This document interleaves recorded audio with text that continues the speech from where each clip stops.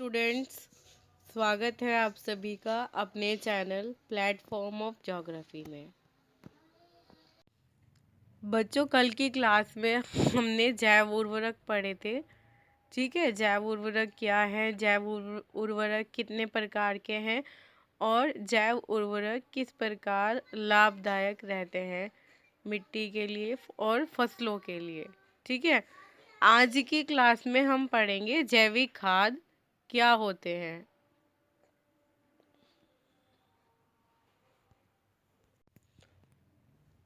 जैविक खाद क्या है और जैविक खाद क्यों आवश्यक है और जैविक खाद क्या कार्य करती है। ठीक है, तो बच्चों शुरू करते हैं आज की क्लास। हम जैविक खाद, आज की क्लास में हम जैविक खाद पढ़ेंगे। ठीक है, जैविक खाद कितने प्रकार की होती है और जैविक खाद बनाने की विधियाँ क्या क्या होती हैं। ठीक है, वो सब भी आज की क्लास में हम पढ़ेंगे। ठीक है, तो जैविक खाद क्या है? पक्षियों के मलमूत्र, शरीर अवशेष और फार्म पर उगाई गई फार्म यानी कि खेतों पर उगाई फसलों एवं उद्योगों के उत्पादों आदि के विघटन से निर्मित पदार्थ को जैविक खाद कहते हैं। ठीक है, पक्षियों के मलमूत्र, शरीर अवशेष और खेतों पर उगाई फसलों एवं उद्योगों के उत्पादों आदि के विघटन से निर्मित पदार्थ को जैविक खाद कहते हैं। ठीक है, जैविक खाद कहते हैं। इसको जीवांश खाद या कार्बनिक खाद भी कहा जाता है। ठीक है, जैविक खाद को जीवांश खाद और कार्बनिक खाद के नाम से भी जाना जाता है। इससे भूमि की अवस्था में सुधार होता है और मृदा में वायु संचार बढ़ता है। ठीक है, जैविक खाद से भूमि की अवस्था में सुधार होता है और मृदा में वायु संचार बढ़ता है और जैविक खाद के प्रयोग से विभिन्न रसायनों के दुष्प्रभाव से भूमि, पर्यावरण व कृषि उत्पाद को बचाया जा सकता है। ठीक है,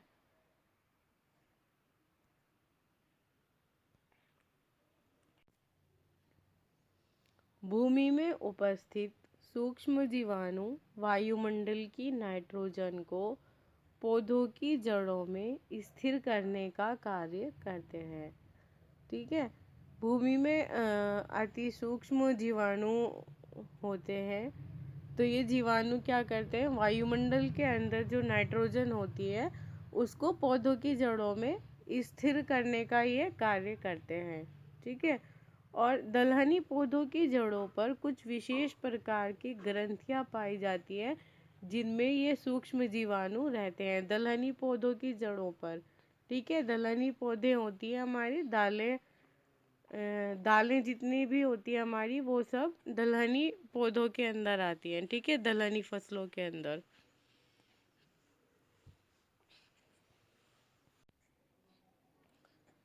तो इन सूक्ष्म जीवाणुओं की विभिन्न प्रजातियां उपलब्ध हैं जो वायुमंडल की नाइट्रोजन को अलग अलग दर पर स्थिर करने का कार्य करती है।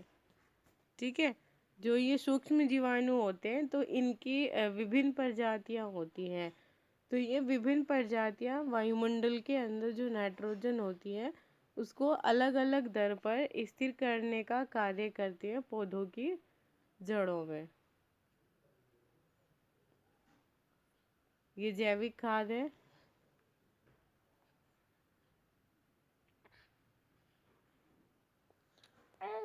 तो वायुमंडल में लगभग 78% नाइट्रोजन होती है। ठीक है, ये गलत लिखा हुआ है यहाँ पर।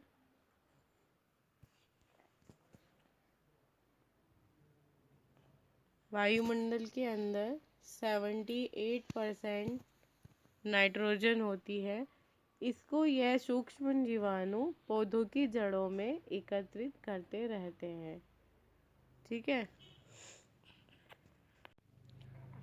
दलहनी फसलों में उड़द, मूंग, सोयाबीन, लोबिया आदि आती हैं, जिनको उगाने से भूमि की उत्पादकता व उर्वरा शक्ति बढ़ती है।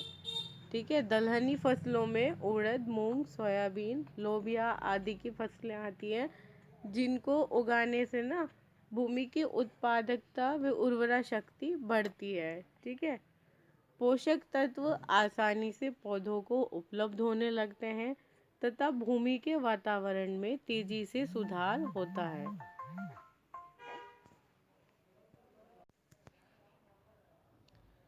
इस प्रकार जैविक खाद का प्रयोग कार्बनिक खेती के उद्देश्य की पूर्ति करता है। ठीक है, इस प्रकार जैविक खाद का प्रयोग जैविक खेती के उद्देश्य की पूर्ति करता है। जैविक खाद के अक्षय व अपघटन के फलस्वरूप पौधों को पोषक तत्वों की आपूर्ति होती रहती है। नेक्स्ट हेडिंग है अभी हमारी, जैविक खाद कितने प्रकार की होती है।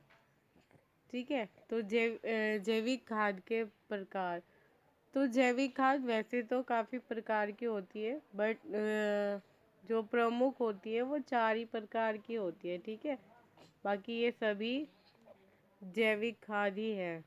ठीक है, तो गोबर की खाद होती है, कंपोस्ट खाद होती है, वर्मी कंपोस्ट होती है, वर्मी कंपोस्ट यानी कि केंचुआ खाद, फिर फोर्थ होती है हरी खाद। ठीक है, तो आज की क्लास में हम सिर्फ गोबर खाद ही पढ़ेंगे। ठीक है, बाकी के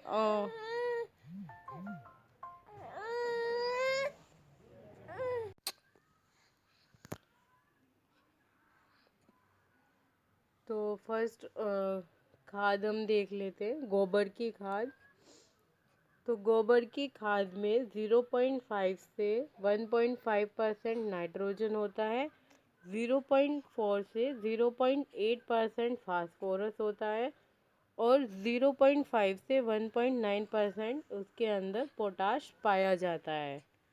ठीक है, गोबर की खाद पशुओं के मल मूत्र व बिछावन और उनके व्यर्थ चारे और दाने का मिश्रण होती है। ठीक है, तो गोबर की खाद में नाइट्रोजन, फास्फोरस और पोटाश कितनी मात्रा में पाया जाता है ये हमने जान लिया। ठीक है, और गोबर की खाद पशुओं के मलमूत्र व बिछावन और उनके व्यर्थ चारे व दाने का मिश्रण होती है।